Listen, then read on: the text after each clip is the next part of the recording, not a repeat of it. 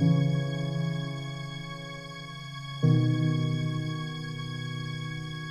this quiet Oxfordshire village sit the haunting ruins of a once grand manor.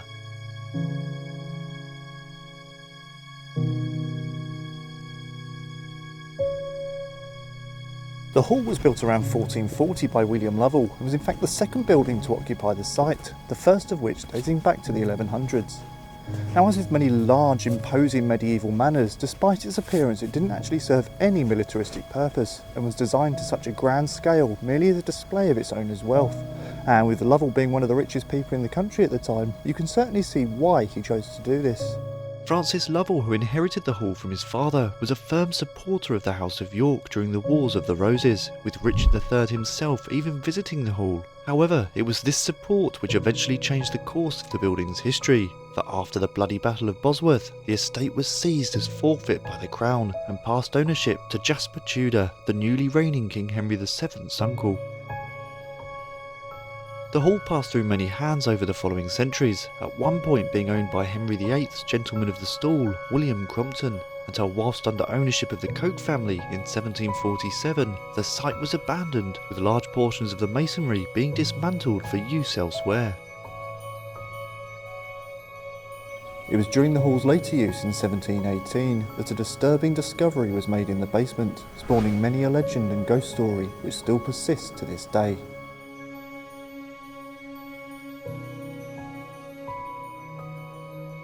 If the legend is to be believed, following a defeat at the Battle of Stoke, Francis Lovell retreated back to the hall and went into hiding, locking himself and his pet dog inside the basement and providing one of his servants with a single key as to bring him food and water. One day the servant vanished, taking with him the only key, leaving Francis trapped in the basement, and over the coming week he succumbed to dehydration and starvation. Over 230 years later, whilst renovating the basement, workmen came across the skeleton of a man, a dog by his feet, surrounded by mouldy books. No sooner had the skeletons been exposed to fresh air, however, they allegedly turned to dust. Today, Francis Lovell is the sole believed to haunt these skeletal ruins, the sounds of his screaming, begging to be released from his self-imposed tomb, still ringing out into the night. This tale certainly has all the hallmarks of a classic ghost story, but is it actually true, or at the very least based on any kind of fact?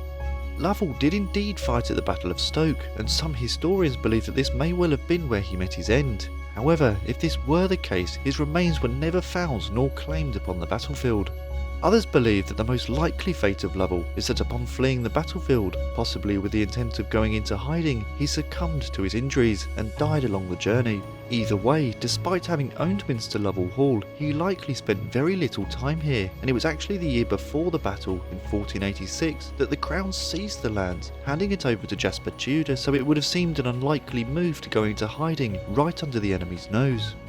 This story, however, is not the only ghostly tale relating to the hall. An old folk story entitled The Mistletoe Bride is said to have actually taken place here, in which a young lady, set to be married later that day, played a game of hide and seek about the hall. She chose to hide in a chest in a remote area of the attic, but the lid fell closed, trapping her. Her friends and family searched high and low for her, but had no success and eventually gave up the search, leaving the poor bride trapped within the chest, where she eventually passed away. Many years later, whilst clearing out the attic, the chest was rediscovered, and upon opening it, the new owners were met with the heartbreaking sight of a skeleton dressed in a wedding gown.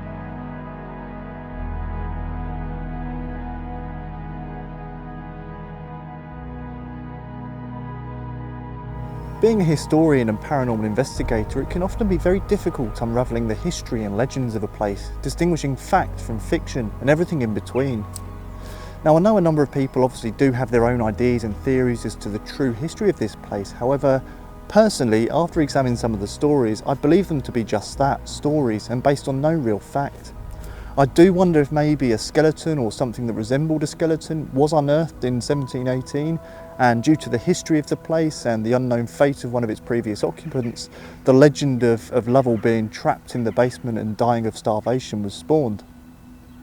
Now, the first telling of the Mistletoe Bride was published in 1822, and I do wonder as well if Because of the existing legend of this place, and it is a very, very similar story with somebody being essentially buried alive and dying of starvation, that it became a logical place for people to assume the story was set. Now, I will be performing a small paranormal investigation here later to A, see if we can establish if there is any kind of haunting or paranormal activity here, and B, to see if there is, does it have any relation or ties to some of the ghost stories and legends that we've previously examined.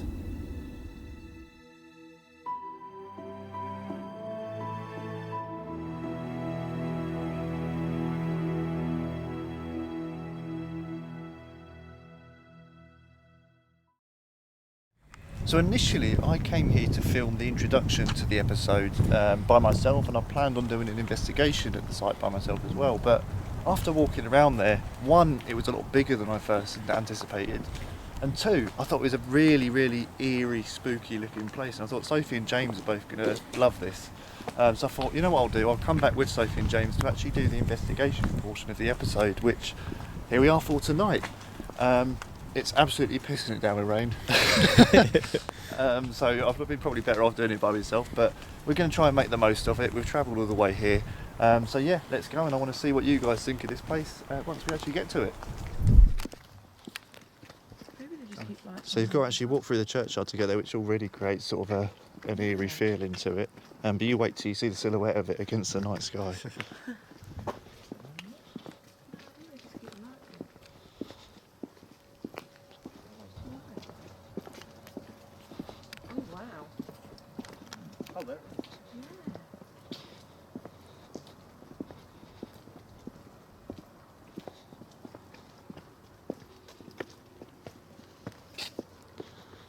A rectory? No, it's a massive hall. There's quite a bit of it. They tried their best with the fences, bless them. So yeah, you got bits there. There's a bit right over by the river, over there. And then this is the... Do you think this is like a beware of falling masonry deal? I wouldn't even say beware of falling masonry, I think beware of tripping over With steps. oh yeah, I should have that on foot because I can't see. Yeah.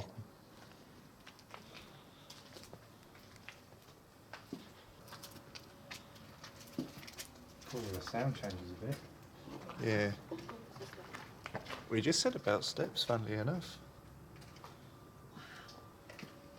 This is amazing. So this section that's out here, it's kind of hard to see on the camera, but there's like what's left of a wall going around. Is this that big courtyard section that was on the picture? I should imagine so, yeah, and there's a river over there. Okay. It's the sort of place that, especially during the day, and it still feels like it now, you just feel like you could turn around and you'll just see something in a doorway. I've had that the whole time we've been here. Yeah. And when we went into that first bit, I thought I saw someone in the doorway opposite. But Yeah. on the Say camera, that actually, because just as you come out of here, there's like a little, I don't know if it's a staircase or whatever, but I had the same thing, that I expected someone to be there. Yeah. It's really bizarre. Yeah, I mean, I didn't see anything here during the day, but every time I looked around, I just survey the building with my eyes, and I think, oh, just, it feels like someone should just appear out of somewhere, you know. Even with that kind of that in the back of your head, do you feel like are you getting any kind of atmosphere feeling to it? Like there could be. Not especially, no. It's an atmospheric place, Yeah. but in terms of having that paranormal heebie-jeebie feel, Yeah. I don't really get it at the moment. At the moment? At the moment, that's the key Oh, is that the phrase. river? Rivers are just there, don't fall in. And there's a couple of wells as well. Oh yeah.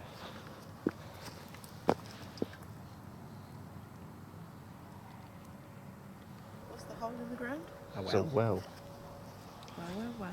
I was going to do What is that?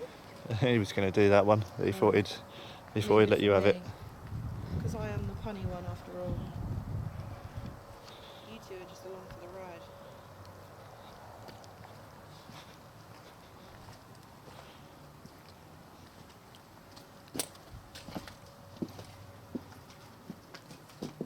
Wow. Okay, it really feels like a castle more than a house. Yeah. It's a big old Or place. if it was going to be a house, kind of like the Winchester Mansion's scale. Yeah, it's enormous.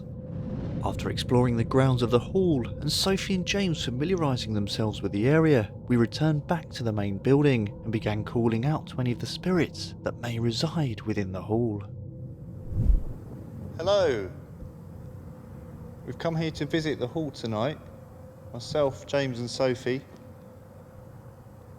I've actually visited here once before. I came last month just to have a little look around here during the day. I thought what a lovely place it is, and thought James and Sophie might like to come and see this wonderful building. But what we've really come for is we've heard stories of ghosts, of spirits within the walls here that many people have seen or experienced your presence over the years, and we'd like to tap into that tonight if we can. So if you can at any point come forwards to us and show us that you're here, show us that what people have seen and felt and heard around here is real.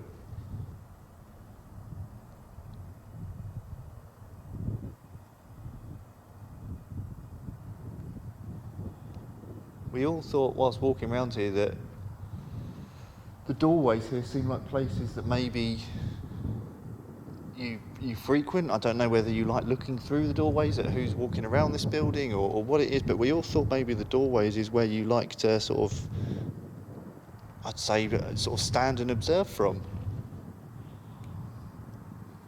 Were we right in that? Is that where you like to be?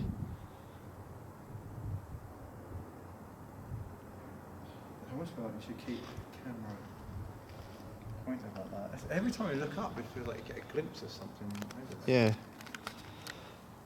Yeah, I mean, part of it, you've got to take into account, like, it's the jutted stonework here and loads of different sort of indentations and cutaways in the walls, but... A lot of funny shapes. Yeah, but it's weird we all thought about the doorways. You just expect to look up and see someone there. It's got a feeling I can't quite put my finger on. Do you know what I mean? There's something different, but I just don't know what. You reckon there's something here? I don't know. I don't know if that's the feeling. It just.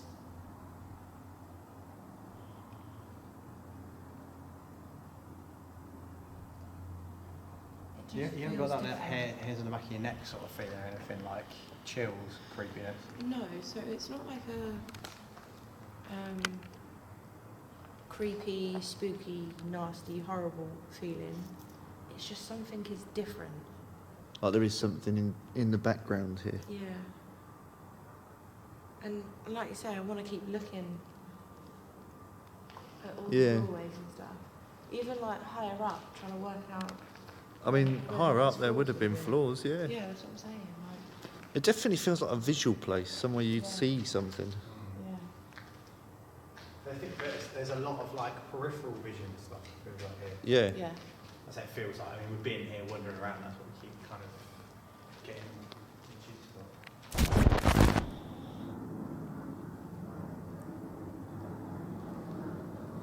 It's weird because it feels like there is like this kind of atmosphere or energy or something, but it just doesn't feel like you'd be able to ask it questions. No, just more of a residual kind of... But then at the same time, with that kind of peripheral images of stuff or figures, like it gets the feeling of looking around. Again, I don't know if it's just because it's dark, but keep sweeping past doorways and it'll feel like you're looking at it and seeing something that's just fading. Yeah. That's exactly like earlier on when we were sort of first in here and it was asking questions. I was just panning all of the doorways to see what I could see. Tell you what I have got. You want to take that camera for a moment? Oh, yeah, like I just had it again.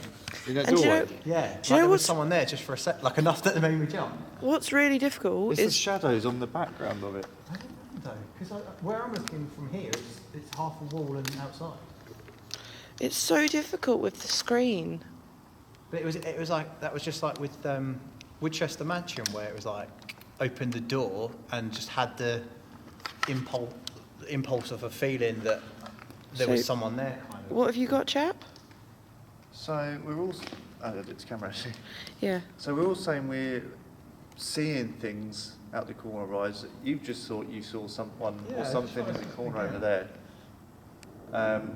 So if we're under the impression visual things may occur here, I thought it makes sense to go and take some photos. So what this is a trail cam, so this is the sort of thing you set up to take images of wildlife or video of wildlife.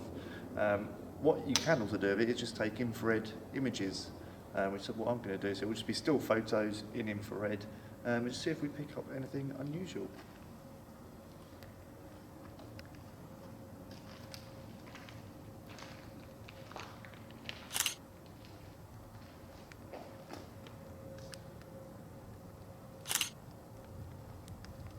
It's weird. So I can see the flash of that on the camera, but I can't see it with my own eyes. It's the IR. Yeah. No, I'm going to take a few of the doorways in particular because... Yeah, anywhere you're taking a photo, make sure you do two in the same spot, just so we've got a I just compare against. saw your shadow like here. Mine? No, his. And it's the most terrifying thing because it looked like someone was coming up behind you, but it's your own shadow. Say that again. Turn round, face, do what you were doing. No, to the left, Where you were Right. taking photos just now? and then a bit more that way. Like, I don't know if it was you creating Oh, it a... might have been your camera. No, it's But- him. It's him. But his shadow, it came from like over there. Yeah, it's behind him now. And it was like, it almost looked like it was grabbing him. You know what the strange thing is? Oh yeah, there you go, yeah. So every time you move your IR, move it out of the way. Okay. Do you see? It moves his Yeah, shadow. it's moving him. You know what the strange thing is though? Like, considering we're seeing bits and pieces, none of us are on edge. No. Because a lot of people say, like, when you go to a place and you're on edge, your mind will start working on overdrive and you'll start seeing things out the corner of your eyes, or your eyes will play tricks on you. None of us are on edge. We're completely Yeah, it's not like calm and not like chilled we've out gone here. to a little corner and things are going boom, boom, boom, and suddenly Yeah. everyone's kind of. It's all chilled out here, but it's still seeing things, and it's not like, I don't know, it's not like it makes me go, oh, what was that? It's just like, I thought I just saw something there. It's just, Well, yeah, like when I just turned around and saw that, I was like, what? yeah.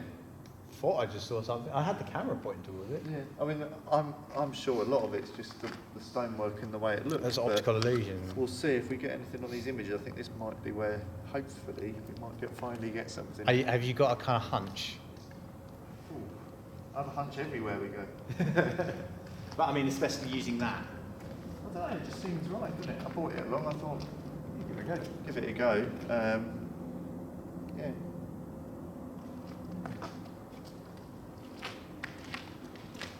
That is the only thing to think though, with the IR being bounced about from us and the cameras, is there a chance it could like have one of our shadows pick up, or with the flash from that just take out each shadow? If we're doing two, It sounds so loud. Mm. It looks like there's light coming through that doorway. Like from outside now. I can see the screen lighting up in your camera. Look at Sophie. Oh yeah. Yeah. It creates a proper bright light.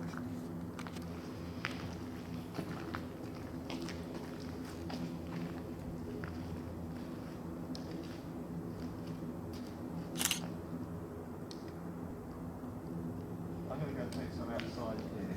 Yeah. What do you reckon? I don't know. I just realised how short I am compared to you. I should have to like, hang on, Yeah, I have to. hold it like There we that. go. That's what the actual view is like for me. Yeah, I don't know. It doesn't feel like. I don't know. I think more in the when we first come around in that graveyard bit, it's more spooky than in here. But there is definitely some kind of atmosphere. I just can't figure out what it is. It's almost like there's an atmosphere that's in the background here, but It's- it doesn't really feel bad. Like it's No, just no. something poking its head out every now and again. It's like a subconscious level of atmosphere. Do you know what I mean? It's Yeah. like background Yeah. energy. It's something that's, you can't focus on it. It's just like behind you everywhere you are. We remained at the hall for another half an hour, taking a total of 48 infrared photos in that time, none of which showed up with anything unusual. Unfortunately, we were unable to document any kind of a haunting at the Minster Lovell Hall, and as such cannot lend any credence to the legend of Francis Lovell's ghost haunting the site, nor the tale of the mistletoe bride. Either way, the site is extremely atmospheric by both daylight and darkness, and we would certainly recommend a visit to anybody passing by. And who knows, maybe you will be lucky enough to experience the paranormal at this impressive location.